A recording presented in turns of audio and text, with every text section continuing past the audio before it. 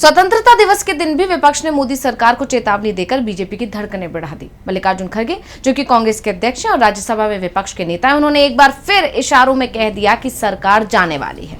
एक तरफ पीएम मोदी ने लाल किले की प्राचीर से अपना 13वां भाषण दिया, तो वहीं दूसरी तरफ कांग्रेस अध्यक्ष ने इंदिरा भवन से भाषण दिया। लेकिन चर्चा मल्लिकार्जुन खड़गे की भाषण की ज्यादा हो रही है, क्योंकि उन्होंने तमाम मुद्दों पर सरकार को घेरा। साथ ही ये भी बता दिया कि मोदी सरकार के राज में देश की हालत कितनी खस्ता हो गई है।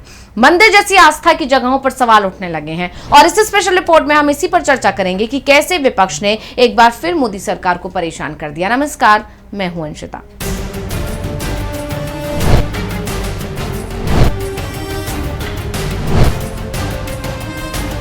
विपक्ष अब मोदी सरकार का खुलकर विरोध कर रहा है। पहले संसद सत्र के दौरान जिस तरह से विपक्ष ने संसद परिसर के अंदर अपना विरोध प्रदर्शन जताया, लगातार अपनी मांग पर अड़ा रहा कि गृह मंत्री को सदन में आकर जवाब देना ही होगा, और उसके बाद जब गृह मंत्री को जवाब ना देना पड़े, इसके लिए बीजेपी की तरफ से या सरकार की तरफ से जिस तरह से अनिश्चित काल के लिए संसद सत्र को स्थगित कर दिया गया, उसके बाद दी जाने वाली टी पार्टी का बहिष्कार भी विपक्ष ने किया। और ऐसा करके विपक्ष ने जवाब दे दिया कि मामला शांत होने वाला नहीं है और अब मल्लिकार्जुन खड़गे और राहुल गांधी लाल किले पर होने वाले कार्यक्रम में भी शामिल नहीं हुए, उसका भी बहिष्कार कर दिया। और तो और विपक्ष ने खुलकर सरकार की खामियां भी गिनाई। मल्लिकार्जुन खड़गे ने कहा कि मोदी सरकार की जेब में न पैसे हैं और न दिमाग में विचार। देश के लिए हमें ही करना है, जिसका वक्त जल्द आ रहा है। सुनिए खड़गे क्या बोले। इनके ना जेब में पैसे है, ना दिमाग में विचार है। ये तो मुल्क के लिए कुछ नहीं करते, हमारे को ही करना है। वो जल्द वक्त आ रहा है, हम जरूर करके दिखाएंगे। खड़गे ने बता दिया कि जिस तरह देश में सरकार के खिलाफ गुस्सा बढ़ रहा है, उससे देखकर यह साफ हो गया है कि सरकार के अच्छे दिन अब खत्म होने वाले हैं। कांग्रेस अब लगातार ऐसे ही दावे कर रही है और इसकी वजह है सरकार के खिलाफ एकजुट हुआ युवा। उसने विपक्ष का हौसला बढ़ा दिया है। इसके अलावा अब बीजेपी समर्थक ही सरकार की आलोचना कर रहे हैं, सरकार से सवाल पूछ रहे हैं। बीजेपी सरकार में रहे पूर्व मंत्री हो या फिर उनके समर्थक हो, सब कोई सरकार से जवाब देने को कह रहा है और वो भी कांग्रेस का उत्साह बढ़ा रहा है। राहुल ने तो खुलकर ऐलान भी कर दिया है कि पीएमओ के अंदर से उन्हें जानकारी मिल रही है कि सरकार में सब कुछ ठीक नहीं है। सरकार में बैठे लोग अब सरकार के काम करने के तरीके से खुश नहीं है। सरकार के अंदर असंतोष पनप रहा है और यही वजह है कि विपक्ष अब आमने सामने की लड़ाई के मूड में है। संसद में ये देखने को मिला ही और अब स्वतंत्रता दिवस वाले दिन भी ये देखने को मिला। खड़गे ने कहा कि आज सवाल है कि गरीब द्वारा श्रद्धा से दिए गए उस 50 रुपए की भी सुरक्षा नहीं है। सुनिए क्या बोले राम मंदिर को लेकर खड़गे। आज तो मंदिर जैसी आस्था की जगहों पर भी सवाल उठ रहे हैं। गरीब और गरीब होते जा रहा है, अमीर और अमीर हो रहा है। फिर भी गरीब आदमी अपनी छोटी सी कमाई में से 50 रुपए निकालकर मंदिर में श्रद्धा के रूप में दान देता है।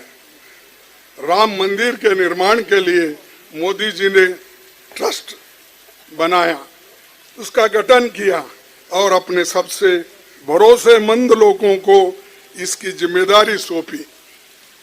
लेकिन जब आम जनता के चढ़ाए दान और सोने चांदी की चोरी हो रही है तो सवाल उठता स्वाभाविक है। आज सवाल ये है कि गरीब की श्रद्धा से दिए गए उस 50 रुपए की भी सुरक्षा नहीं है।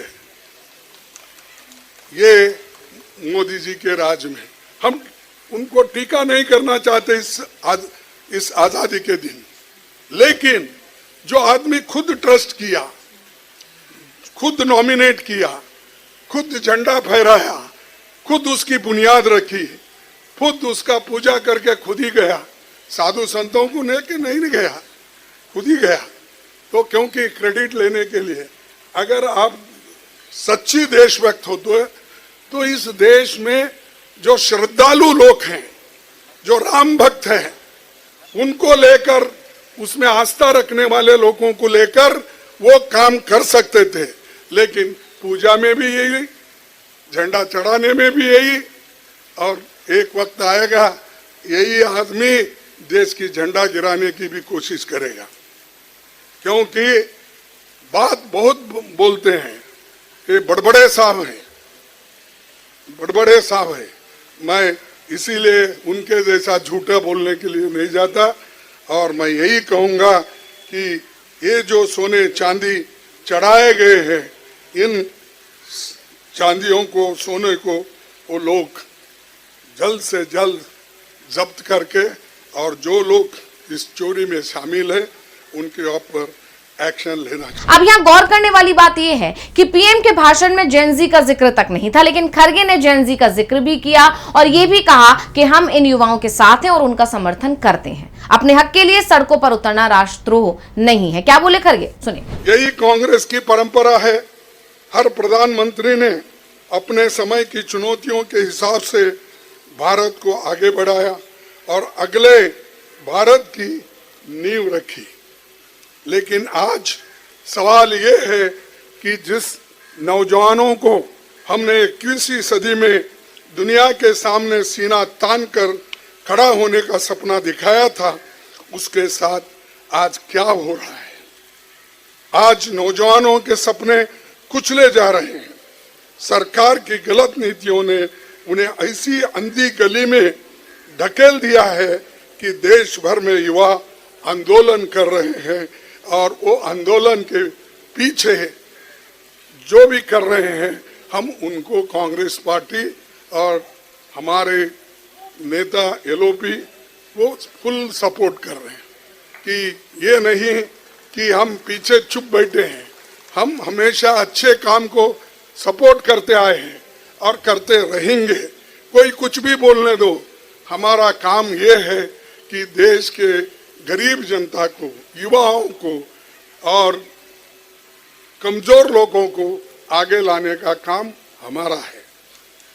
आज संविधान हर नागरिक को असहमति और शांतिपूर्ण आंदोलन की अधिकार देता है। अपने हक के लिए सड़कों पर उतरना राष्ट्रद्रोह नहीं है।